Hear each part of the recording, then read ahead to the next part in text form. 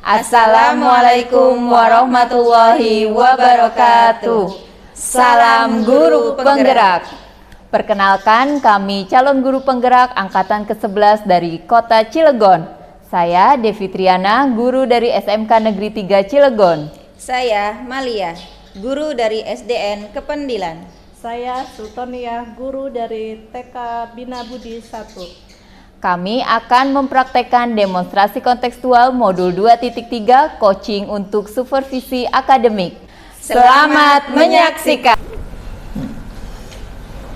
Assalamualaikum Bu Nia. Waalaikumsalam Bu Devi. Iya, Ibu akan melakukan coaching ya hari ini? Iya Bu Devi. Iya, baik Ibu, sebelum melaksanakan proses coaching, ada beberapa hal yang akan kita bicarakan terlebih dahulu. Bisa Bu? Bisa Bu Devi. Iya, jadi nanti pada saat pelaksanaan coaching itu antara coach dan juga coachee akan saya amati dan juga saya nilai sesuai dengan rubrik coachingnya ya Bu ya.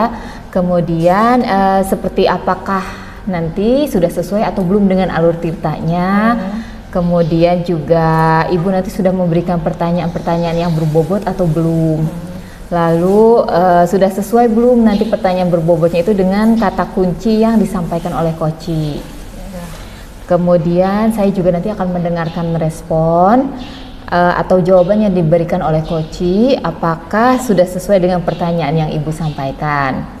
Selain itu nanti juga Ibu jangan lupa harus menyesuaikan juga dengan prinsip coaching ya Bu ya, yaitu kemitraan, kemudian proses kreatif dan juga memaksimalkan potensi Bu. Nanti sebelum melakukan proses observasi ada beberapa hal yang akan saya tanyakan, boleh Bu? Boleh Bu Devi. Ya, itu yang akan saya tanyakan ialah kompetensi apa yang ingin Ibu kembangkan pada coaching Ibu kali ini? Kompetensi yang ingin saya kembangkan pada coaching kali ini yaitu kompetensi kehadiran penuh, yang keduanya mendengarkan aktif, dan yang ketiganya mengajukan pertanyaan yang berbobot. Gitu.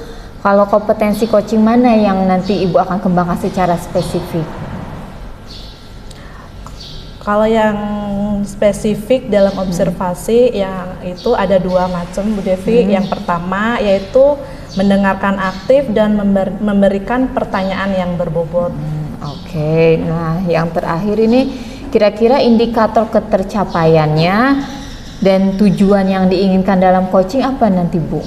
Saya ingin coachee menemukan solusi dari permasalahan yang dibicarakan atau mengetahui cara atau langkah-langkah yang dilakukan dalam mengatasi permasalahan yang dihadapi. Oh begitu, baik. Terima kasih Bu Nia, silahkan nanti Ibu habis ini melakukan coaching dengan coaching Ibu dengan sebaik-baiknya, dan setelah proses coaching ini selesai nanti kita akan ngobrol-ngobrol lagi. Begitu ya Bu ya? Baik Bu Devi. Ya, silahkan Ibu melakukan proses coachingnya. Assalamualaikum Bu Lia. Waalaikumsalam Bu Nia. Apa kabarnya Bu Lia hari ini? Alhamdulillah baik sih, lumayan baik. Ya, alhamdulillah ya baik juga.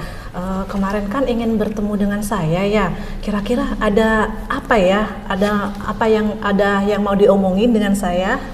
Gini nih Bu Nia, sebenarnya saya ada sedikit masalah sih dengan anak murid saya. Masalahnya apa aja ya Bu Lia ya? Gini nih, saya kan ngajar dari kelas 1 sampai kelas 6 tuh. Sebenarnya sih banyak tuh anak yang mungkin di kelasnya hiperaktif, tidak mau diem, terus tidak mengerjakan tugas, suka ganggu temen. Tapi saya punya nih satu anak yang memang sebenarnya anak tersebut termasuk anak yang berkebutuhan khusus. Hiperaktif yang pertama, yang kedua dia tidak mau mengerjakan tugas, terus yang ketiga juga anaknya itu suka mengganggu temannya, kalau lewat suka geplak atau coret-coret buku temennya atau nyobek buku temennya. Itu ya sebenarnya sih memang anak ini termasuk anak yang apa ya, karena memang dia termasuk anak ABK, speech delay juga. Jadi kalau dia ngomong saya nggak ngerti. Jadi yang permasalahan ini satu orang gitu. Satu anak. Sebenarnya mungkin banyak, tapi memang saya fokus ke situ karena memang Dia anak yang spesial, yang lumayan membutuhkan perhatian yang lebih dari guru. Bukan hanya saya sebagai guru mata pelajaran ya. Mungkin wali kelasnya pun sama. Anak tersebut juga sebenarnya termasuk anak yang tunagrahita juga. Karena memang kebetulan sekolah saya kan termasuk sekolah yang inklusi ya, sekolah inklusi yang menerima anak-anak yang berkebutuhan khusus. Setelah memang diperiksa, anak tersebut masuk ke tunagrahita, IQ-nya ada di dul normal. Dul normal itu rata-rata, ada di bawah rata-rata, itu di bawah rata-ratanya. Jadi gitu. Jadi saya bingung nih ngadepin anak yang seperti itu bagaimana gitu. Meskipun memang saya sebenarnya termasuk guru pembimbing inklusi ya, meskipun mungkin secara secara pendidikan saya bukan lulusan dari sekolah luar biasa seperti itu, tapi saya juga dikasih tanggung jawab oleh kepala sekolah untuk menghadapi anak tersebut. Jadi permasalahan yang dihadapi Bu Lia sekarang ini yaitu menghadapi anak ABK, di mana di kelas itu anak ABK itu yang fokus belajarnya masih kurang, terus juga suka mengganggu temennya, mencoret-coret buku, nyobek-nyobek buku, seperti itu. Terus perhatian untuk materi ketika pembelajaran juga fokusnya kurang ya, seperti itu Bu Lia. Terus apa yang Bu Lia inginkan dari percakapan ini? Saya sih inginnya setelah kita ngobrol nih, saya bisa menemukan solusi atau langkah-langkah apa yang harus saya lakukan untuk menghadapi anak seperti itu gitu kan. Karena memang selama ini juga mungkin sudah beberapa cara yang dilakukan, tapi anak tetap seperti itu. Gitu. Dari apa nih yang dihadapi Bu Lia bicarakan tadi, sebenarnya masalah apa yang Bu Lia hadapi? Tadi udah ya? Udah itu aja. langsung berarti yang sudah dilakukan selama ini untuk menangani anak tersebut apa? Nanti di-cut lagi aja. Apa tadi? Yang sudah dilaksanakan untuk menghadapi yang sudah dilakukan Bu Lia selama ini apa nih untuk menghadapi permasalahan tersebut di sekolah, gimana? Selama ini ya yang sudah saya lakukan, karena memang anak tersebut anak berkebutuhan khusus, pihak sekolah sudah berkoordinasi dengan wali murid. Kita panggil wali muridnya, kita kasih tahu bahwa anak ini sebenarnya kalau memang tetap sekolah di sini, sekolah tidak sanggup, mungkin bahasanya anak ini tidak akan berkembang. Tetapi sempat sih kami juga ngomong ke wali murid untuk memindahkan anak ini ke sekolah luar biasa atau sekarang SKH ya, sekolah khusus anak berkebutuhan khusus tersebut. Tetapi dalih orang tuanya jauh, posisi rumah dengan SKH itu jauh. Akhirnya dari pihak sekolah memberikan solusi ke orang tua, tidak apa-apa anak di sini, tapi karena memang anaknya mengganggu yang lain, kita minta teacher shadow. Teacher shadow itu jadi kayak guru bayangan. Intinya adalah pendamping untuk anak tersebut agar anak tersebut bisa lebih fokus belajar, lebih fokus mengerjakan tugasnya gitu. Dan dari pihak orang tuanya tidak setuju karena apa, ekonomi ya, ngambil teacher shadow itu gajinya mungkin di atas 2 juta per bulan, sedangkan memang ekonominya di bawah.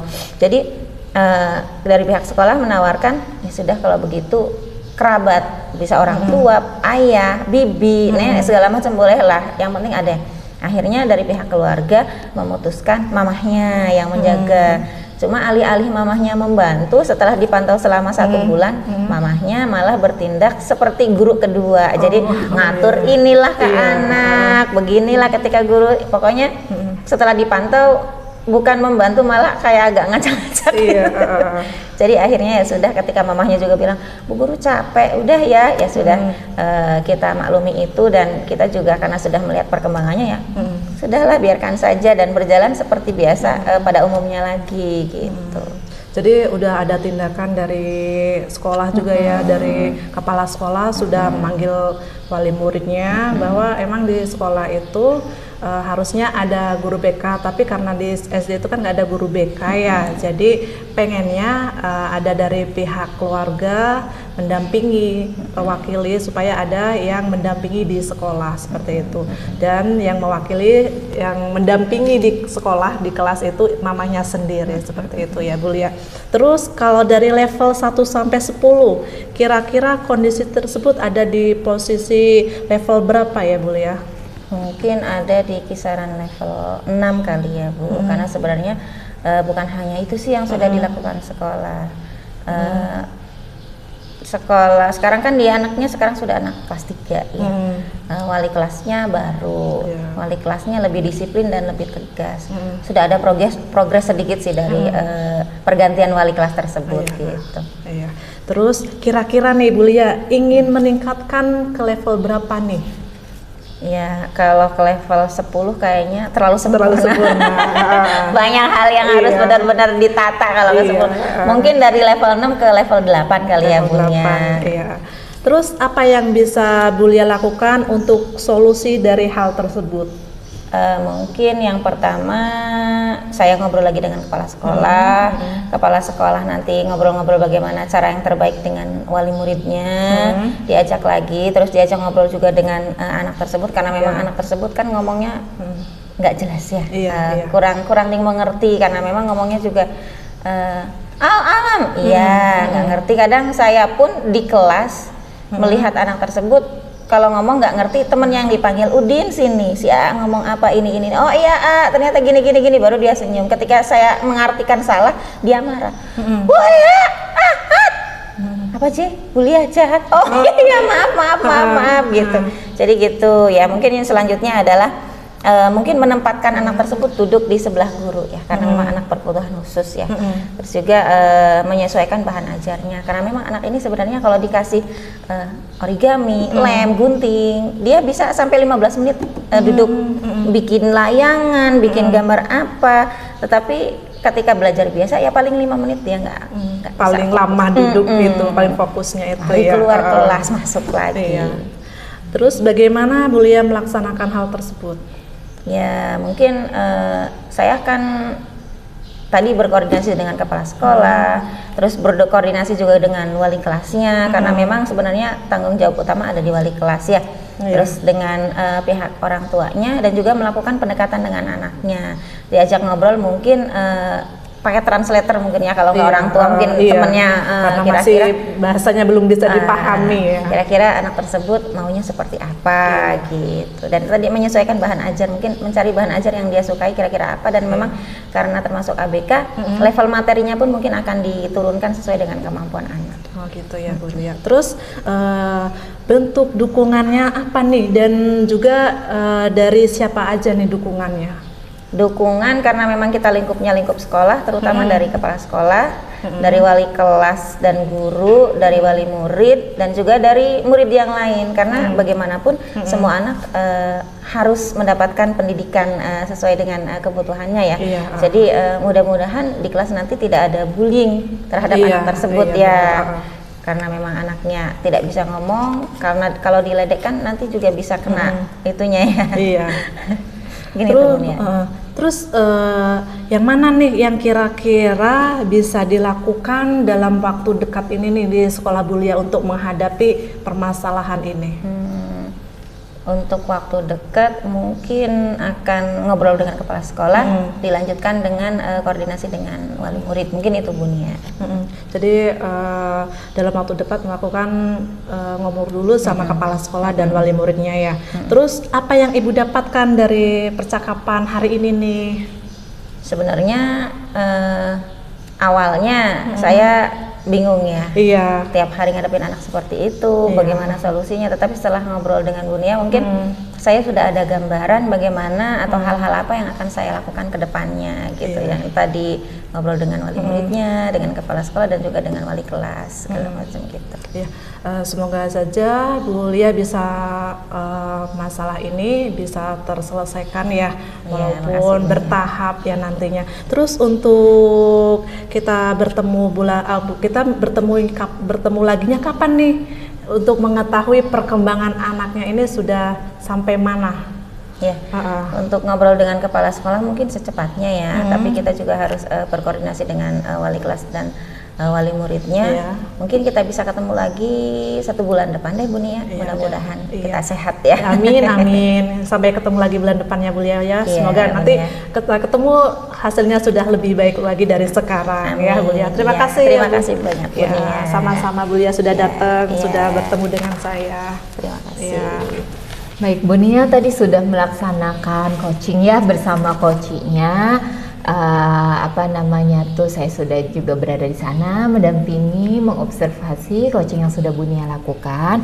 Ya, Ini ada beberapa pertanyaan yang ingin saya ajukan Bu Nia mengenai coaching mengenai coaching yang tadi sudah dilakukan.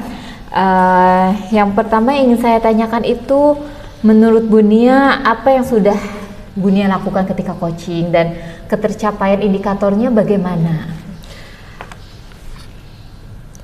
Indikator ketercapaian pengembangan yang sudah saya sampaikan tadi, yang pertama yaitu kompetensi inti yang saya terapkan adalah mendengarkan aktif dan mengajukan pertanyaan yang berbobot kepada coach. Itu yang saya sampaikan ke coach.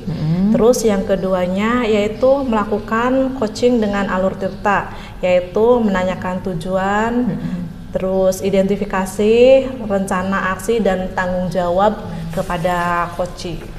Terus yang selanjutnya satu lagi yaitu menggali kompetensi dari coach untuk mencari solusi dari permasalahan yang dihadapi. Iya betul, tadi juga saya ketika mengobservasi sudah melihat juga Bu Nia memang sudah melakukan alur tirta juga lalu menggali dari coach agar dia menemukan solusi dari permasalahan yang sedang terjadi.